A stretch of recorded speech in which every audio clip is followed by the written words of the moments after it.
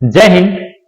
शुरू करते हैं 16 मार्च 2024 का जो करंट अफेयर है। देश में क्या घटा है, कहां पर क्या हुआ है, कौन से सैन्य अभ्यास चले हैं, कौन से नए योजनाएं चलाई गई हैं, किस प्रकार की कोई रैंक कोई रिलीज की गई है, कोई आंकड़े रिलीज किए गए हैं, तो सभी हम क्लास में डिस्कस करेंगे। और जो करंट अफेयर की जो क्लास है, डेली सुबह आपको 7 बजे करंट अफेयर से रिलेटेड जो भी आपका फीडबैक है या जो भी आपका डेली जो घटता है वो सभी हम इसमें डिस्कस करेंगे। तो चलिए स्टार्ट करते हैं अपनी करंट अफेयर से।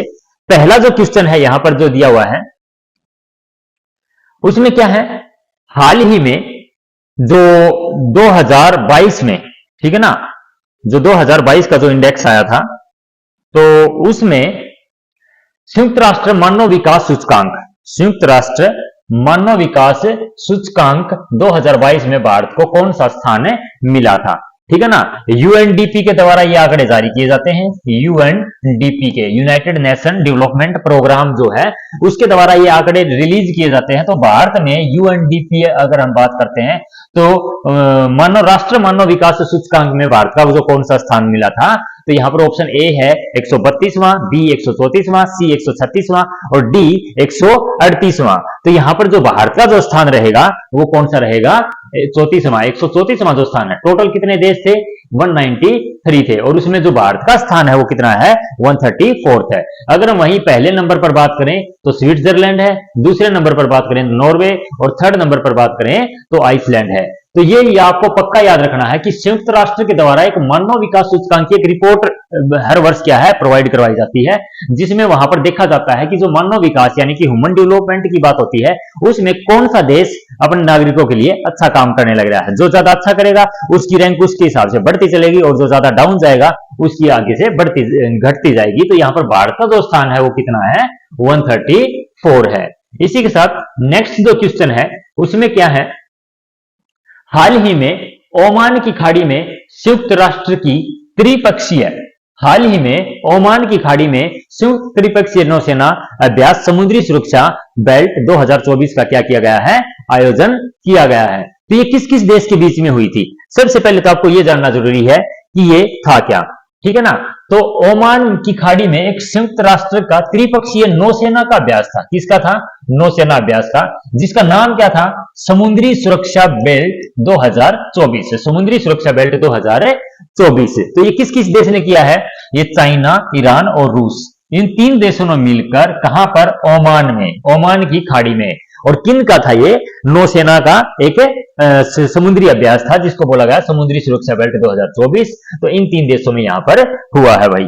उसके बाद आपका जो अगला क्वेश्चन है, हाल ही में यूएनडीपी, अभी अभी हमने एक क्वेश्चन पहले पढ़ा था उसमें क्या था, मानव विकास सूचकांक की बात हुई थी और यहां पर क्या होने लग रही है, हाल ही में यूएनडीपी लैंगिक असमानता सूचकांक 2022 में भारत को कौन सा स्थान मिला है। ये भी कौन जारी करता है, UNDP, united nation development programme के तहत लैंगिक असमानता, जहां पर हम बात करें बॉयज और गर्ल्स के रेशो में या उसकी असमानता के बारे में, तो भारत को इसमें कौन सा स्थान मिला है। तो यहां पर ऑप्शन ए है 106वां, 7वां, 8वां या 9वां। तो यहां पर जो करेक्ट ऑप्शन है वो 108वां है। हाल ही में यूएनडीपी ने लैंगिक असमानता सूचकांक में क्या है, 108वां स्थान प्राप्त किया है। उसके बाद में अगला जो क्वेश्चन है, हाल ही में चर्चा में रही एक राष्ट्र एक चुनाव पर उच्च स्तरीय जो समिति है उसके अध्यक्ष किसको चुना गया है, ठीक है ना। क्या बताया गया, हाल ही में चर्चा में रही एक राष्ट्र एक चुनाव, भारत में अभी फिलहाल क्या है, एक राष्ट्र एक चुनाव का मुद्दा है। क्या मतलब है इस बात से कि पूरे राष्ट्र में एक ही साथ चुनाव हो, और होगा भी क्या, अगर ये लागू हो जाता है तो जो भी विधानसभा लोकसभा की जो सरकार चल रही है वो वहीं पर रोककर नई सरकार से फिर दोबारा से गठित किया जाएगा। तो एक राष्ट्र एक चुनाव में जो अभी फिलहाल जो उच्च स्तरीय एक कमेटी बिठाई गई है जिसका जो अध्यक्ष है वो किसको बनाया गया है, तो वो भाई ऑप्शन ए जो है रामनाथ कोविंद, रामनाथ कोविंद को क्या बनाया गया है, एक राष्ट्र एक चुनाव जो समिति बनी है उसका अध्यक्ष। आपको याद रखना है ये जो भारत के क्या है राष्ट्रपति भी हैं ठीक है ना। भारत के जो पहले क्या थे, राष्ट्रपति थे, ठीक है। अभी कौन है, द्रौपदी मुर्मू है, ठीक है ना। इससे पहले कौन थे, रामनाथ कोविंद है। तो इनको क्या बनाया गया है, एक राष्ट्र एक चुनाव समिति का अध्यक्ष बनाया गया है। अगर हम वही बात करते हैं कि ये जो एक राष्ट्र एक चुनाव जो है, या लोकसभा जो विधानसभा, उनके वोटिंग करवाता कौन है, कई बार कुछ प्रश्न ये भी पूछे जाते हैं। और ये मोस्टली जो क्लास है वो इंपॉर्टेंट रहेगी, एसएससी सीजीएल, ठीक है, एसएससी सीजीएल के बच्चों के लिए। तो देखिएगा यहां पर जो क्वेश्चन डिस्कस किया गया है कि वर्तमान में जो ECI election commission of India, election commission of India किसके लिए रिस्पॉन्सिबल है, लोकसभा और विधानसभा के चुनाव के लिए रिस्पॉन्सिबल है।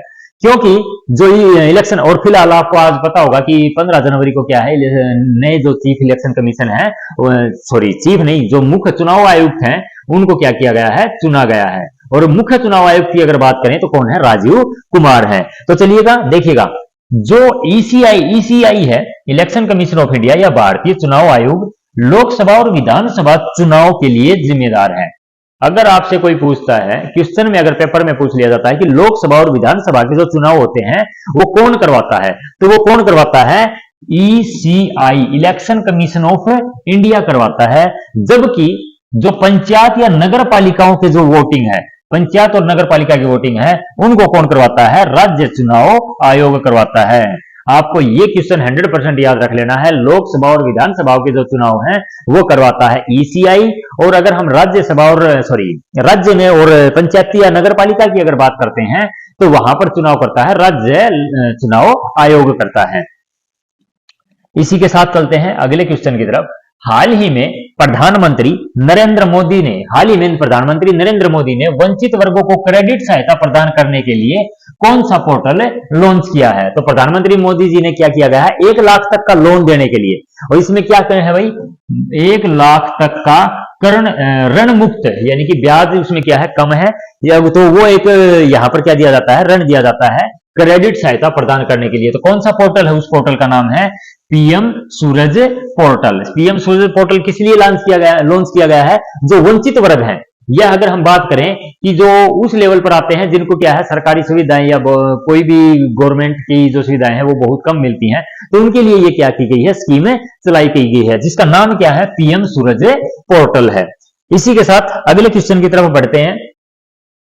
हाल ही में केंद्र सरकार ने इलेक्ट्रिक वाहनों को बढ़ावा देने के लिए कौन सी योजना की घोषणा की है। तो जो इलेक्ट्रिक वाहन है, ठीक है ना, कार्बन, भारत ने ये भी एक क्या है कर रखा है कि कार्बन उत्सर्जन क्या करना है, कम करना है। तो कार्बन उत्सर्जन के उसमें भारत क्या कर रहा है, इलेक्ट्रिक वाहनों को क्या देने लग रहा है, बढ़ावा देने लग रहा है। तो इसमें भी एक योजना बनाई गई है, और उस योजना का नाम क्या है, ई मोबिलिटी योजना।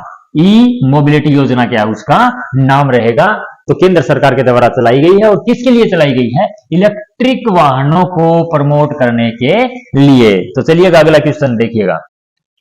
हाल ही में लॉन्च अग्रह और अक्षय का संबंध किससे है। क्या वो एक पनडुब्बी है, क्या वो एक एंटी टैंक मिसाइल है, क्या वो एक हैंड ग्रेनेड है, या फिर वो क्या है,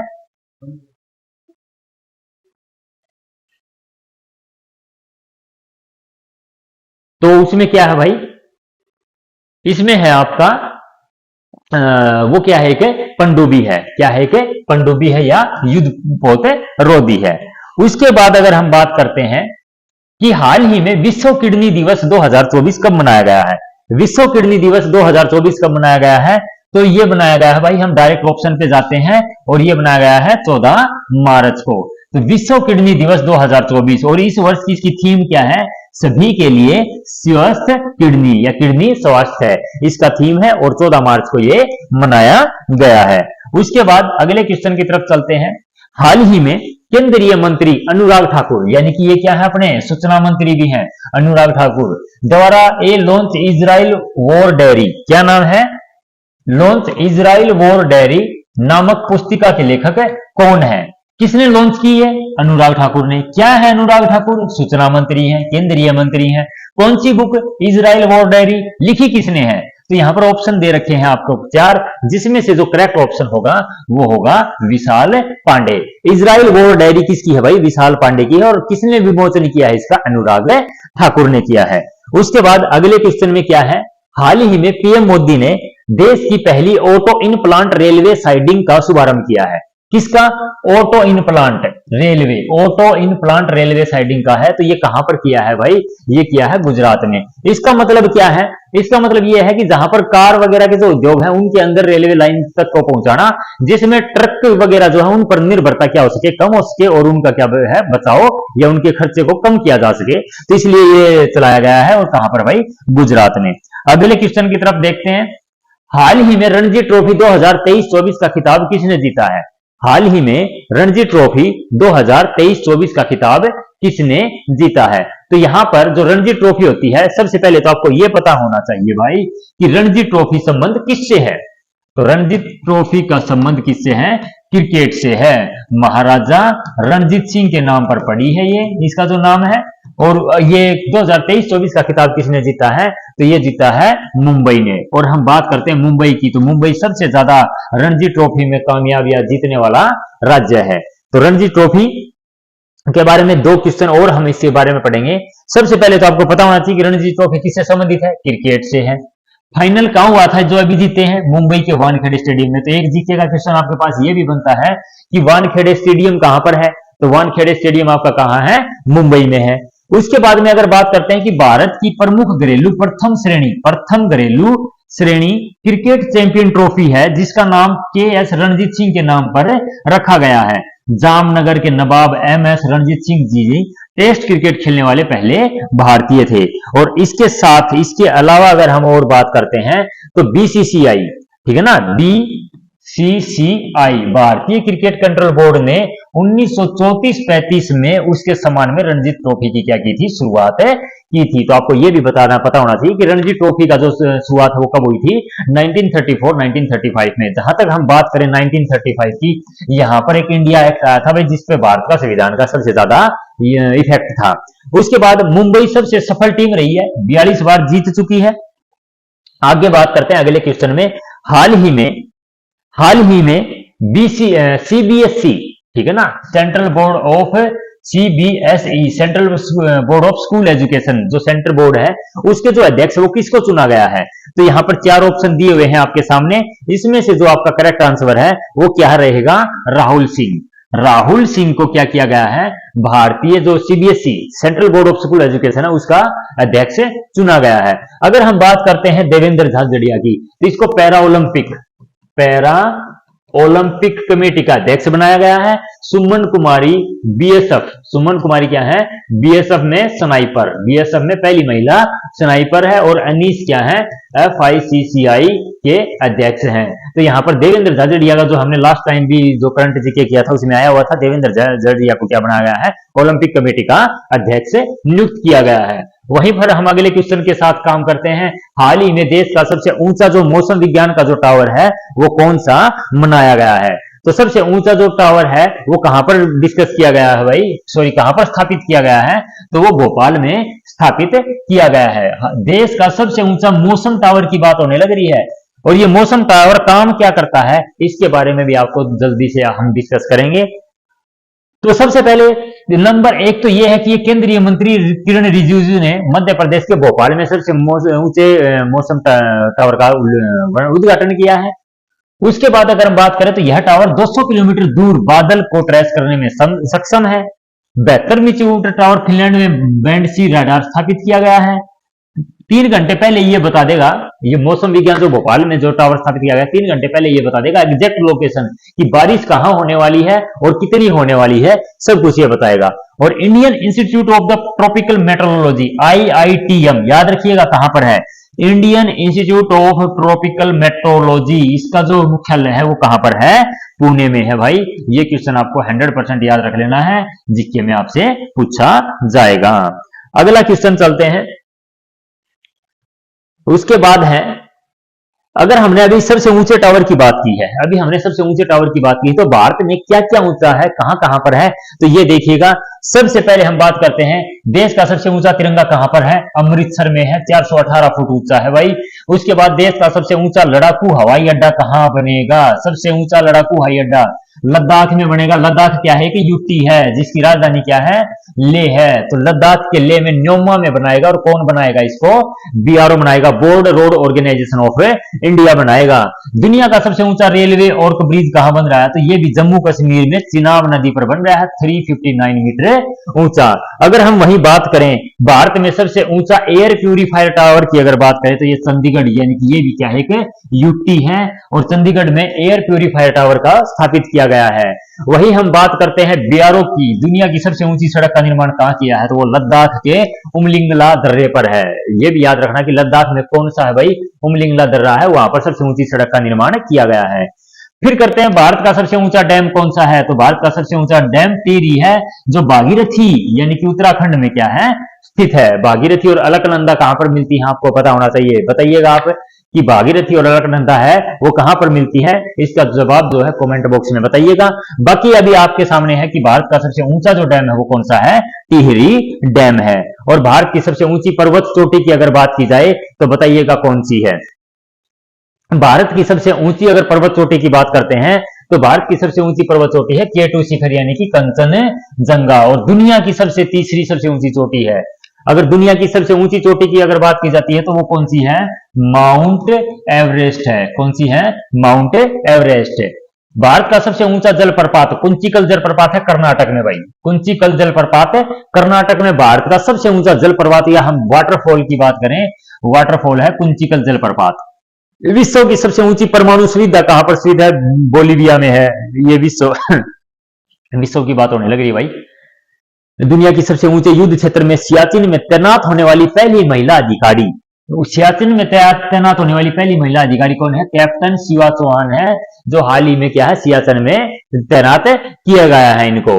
ठीक है। दुनिया की सबसे ऊंची फ्रोजन लेक मतलब जमी हुई लेक मैराथन कहां है, लेह लद्दाख में है।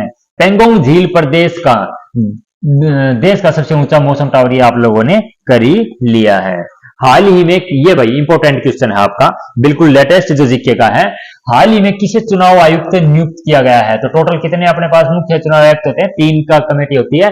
तो ये अभी कौन चुने गए हैं, ऑप्शन ए है ज्ञानेश, बी सुखबीर सिंह, सी उपयुक्त ए और बी, और इनमें से कोई नहीं। तो जो हाल ही में जो चुनाव आयुक्त को जो सिलेक्ट या चुना गया है वो ए और बी दोनों है, ज्ञानेश कुमार और सुखबीर सिंह संधू को क्या किया गया है, चीफ इलेक्शन कमीशन घोषित किया गया है। क्योंकि हाल ही में जो इलेक्शन कमीशन का एक पद तो रिटायरमेंट होने की वजह से और एक रेजिग्नेशन देने की वजह से क्या हो चुके थे, खाली हो चुके थे, तो उन पर ज्ञानेश कुमार सुखबीर सिंह संधू को क्या है, चुना गया है। अब बात करते हैं कि इनका जो चुनाव है वो होता कैसे है। ज्ञानेश कुमार और सुखबीर सिंह संधू को भारतीय चुनाव आयुक्त नियुक्त किया गया है। आयोग में 3 सदस्य होते हैं। मुख्य चुनाव आयुक्त कौन है भाई, राजीव कुमार है। एक होता है मैन हेड जो मुख्य चुनाव आयुक्त है, और 2 उसके कोऑर्डिनेटर होते हैं। तो हम मैन की बात करें तो राजीव कुमार क्या है, मुख्य चुनाव आयुक्त है। और अगर हम अभी नए हाल में फिलहाल जो चुने गए हैं वो कौन है, ज्ञानेश कुमार और सुखबीर सिंह संधू जो है अपने इलेक्शन कमीशन के अध्यक्ष बनाए गए हैं। अभी अरुण गोयल ने इस्तीफा दे दिया था और अनूप पांडे ने क्या कर दिया था, रिटायर हो गए थे, तब उनकी जगह नए चुनाव आयुक्त आए हैं। चुनाव आयुक्त का जो कार्यकाल है वो कितने साल का होता है भाई, 6 साल का। कितने साल का होता है, 6 साल का। और अगर हम इनकी एज की बात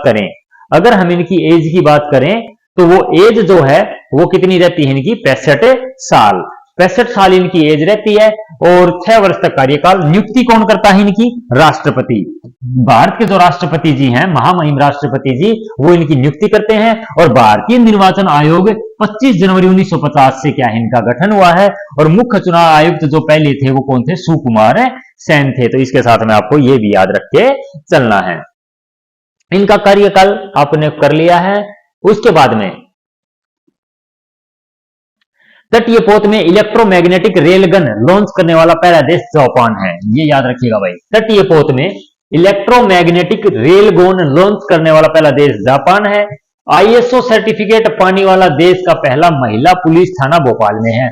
आईएसओ सर्टिफाइड पाने वाला, आईओ सर्टिफिकेट पाने वाला देश का पहला महिला जो अपना थाना है, ये अगर बात करें महिला पुलिस स्टेशन की, तो वो कौन सा है, भोपाल है। और भारत के बाहर अगर बात करें कोई आईआईटी, जैसे अपने पास आईआईटी रुड़की, आईआईटी दिल्ली है, ठीक है ना, आईआईटी बेंगलोर है, तो ये कहां पर बनेगा? तंजानिया में बनेगा। भारत के अंदर तो बहुत हैं, लेकिन भारत के बाहर जो बनने जा रहा है पहला, वो कहां पर बनेगा? तंजानिया के जांजिबोर में बनेगा। और उसी के साथ अगर हम अगले क्वेश्चन की तरफ देखें तो भारत के बाहर भी पहला योग विश्वविद्यालय, योग के जो संस्थापक कौन है? पतंजलि है। तो पहला योग विश्वविद्यालय कौन कहां पर बनने लग रहा है? अमेरिका में। उसके बाद में हम फिर एक क्वेश्चन के साथ करते हैं, भारत के बाहर दुनिया का दूसरा सबसे बड़ा मंदिर भी बना है अमेरिका के न्यू जर्सी में। भारत के बाहर दुनिया का दूसरा सबसे बड़ा मंदिर अमेरिका न्यू जर्सी में। ग्रीन हाइड्रोजन से चलने वाली भारत की पहली बस कहां पर लॉन्च हुई है? दिल्ली में, ग्रीन हाइड्रोजन से चलने वाली। और देश के पहले पॉलीथीन कचरा बैंक कहां पर स्थापित किया गया है? तो ये किया गया है उत्तराखंड में। अगर कचरा बैंक की बात करें तो उत्तराखंड में लॉन्च किया गया है या स्थापित किया गया है। उसी के साथ दक्षिण पूर्व एशिया की पहली हाई स्पीड ट्रेन खोज कहां से शुरू हुई? इंडोनेशिया में। भारत का पहला सोलर साइकिल ट्रैक बनाया गया है हैदराबाद में। वहां पर क्या है? साइकिल सोलर से चलेगी, तो वहां पर सोलर ट्रैक बना गया है हैदराबाद में। और प्रधानमंत्री नरेंद्र मोदी ने कहां पर दिव्यांग जनों के लिए देश के पहले हाईटेक स्पोर्ट्स ट्रेनिंग सेंटर का उद्घाटन किया है? तो वो है आपका सही जवाब ग्वालियर में। तो ये सारे क्वेश्चन आप क्या कर लीजिएगा? कॉपी में नोट करके चलिएगा, क्योंकि करंट अफेयर के बहुत ही इंपॉर्टेंट क्वेश्चन है आपके रहने वाले हैं ये। उसके बाद में